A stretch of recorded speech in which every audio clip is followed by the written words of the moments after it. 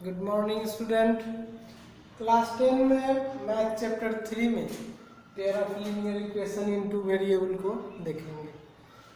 First में nature of equation, जो variables है उसके सॉल्यूशन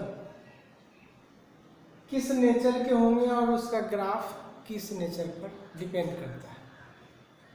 सबसे पहले अर्लियर क्लास में हम लोग लीनियर इक्वेशन इनटू वेरिएबल को स्टैंडर्ड फॉर्म को भी जाने, सॉल्यूशन को भी देखे थे।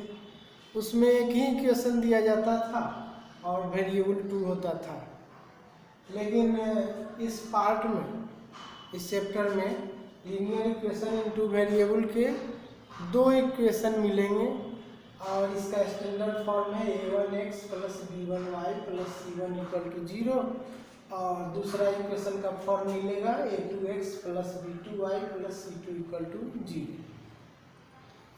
2 वेरिएबल से पता चलता है या तो उसमें x y का टर्म होगा या y z का होगा, कोई 2 वेरिएबल्स के टर्म होंगे।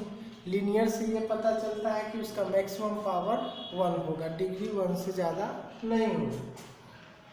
स्टैंडर्ड फॉर्म को देख रहे हैं। अब इस फॉर्म को देखने के बाद इसके स्वभाव, इसके नेचर को कैसे जानेंगे। इसका सॉल्यूशन जो होगा, इसका ग्राफ जो होगा, ग्राफ तो लीनियर होगा, एक लाइन पर का ही होगा। लीनियर इक्वेशन है तो ग्राफ लाइन नहीं होता, लेकिन दोनों लाइन आपस में इनका स्वभाव क्या होगा, नेचर क्या होगा। दोनों इंटरसेक्ट कर जाएगा, या दोनों पैरेलल होगा, या दोनों कोइंसिडेंट होगा, मतलब एक दूसरे को ओवरलैप कर जाएगा, ढक जाएगा।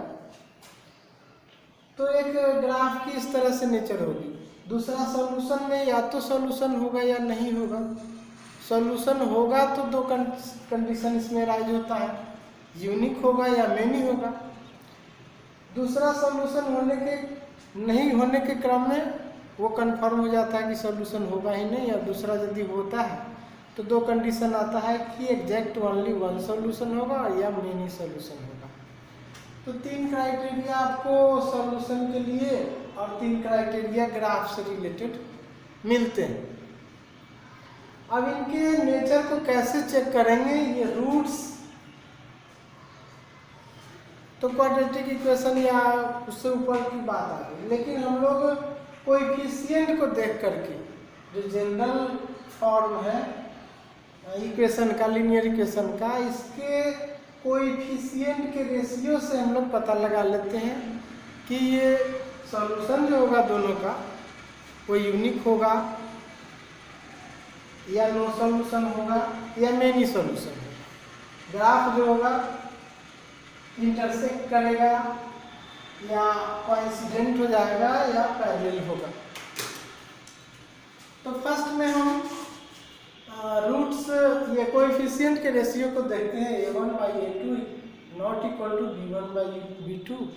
तो ऐसे कंडीशन में इसका सॉल्यूशन यूनिक होगा। यूनिक का मतलब जो वैल्यू होगा x का वो एक ही वैल्यू होगा और y का भी एक ही खास वैल्यू होगा, यूनिक वैल्यू। और इसका साथ में ग्राफ भी देख लीजिए कैसा होगा, तो इंटरसेक्ट करेगा, दोनों आपस में कहीं ना कहीं एक पॉइंट से पास कर जाएगा।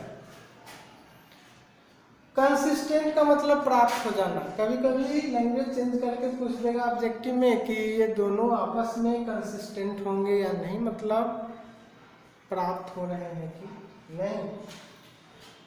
जब 2 लाइन के कोएफिशिएंट a1/a2, b1/b2 और c1/c2 आपस में इक्वल हो तो इस कंडीशन में मेनी सॉल्यूशन होंगे और ये ग्राफ जो होगा कोइंसिडेंट होगा, मतलब एक दूसरे को ओवरलैप करके चला जाएगा।